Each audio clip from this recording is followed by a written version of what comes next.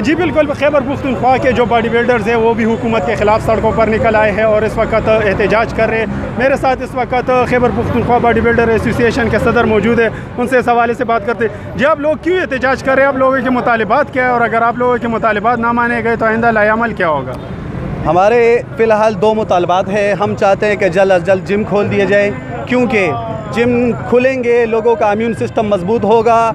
Immune system 3 चीज़ों से मजबूत होता है, क़ुव्वत मुदाफ़अत, खुराक से, अच्छी खुराक यानी प्रॉपर डाइट से, एक्सरसाइज से, और तीसरी बात यह कि आराम से। अब एक्सरसाइज आपने क्लब बंद कर दिए, लोगों का इम्यून सिस्टम कमज़ोर होगा, ऑटोमेटिकली कोरोना की बीमारी इस वक्त जो वबा फैल रही है, लोग उसमें इन्वॉल्व होंगे, लोग उससे बीमार होंगे, मरेंगे भी ज़्यादा।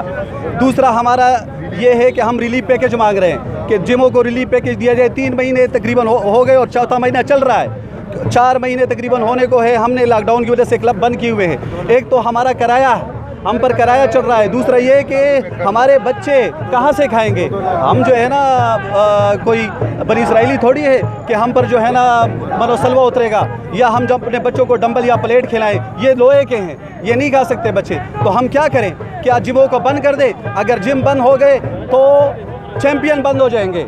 और ये जो है ना, ये जिम सिर्फ बॉडी बिल्डरों के लिए नहीं है, ये फिटनेस वालों के लिए भी है, मुख्तलिफ बीमारियों से रिलेटेड लोगों के लिए क्या है। मुतालबा ये 2 ही है। एक ये फ़ौरन जिम खोल दिया जाए, दूसरा ये कि रिलीफ पैकेज ऐलान किया जाए। अगर हम चाहते हैं SOPs के साथ खोलेंगे हम।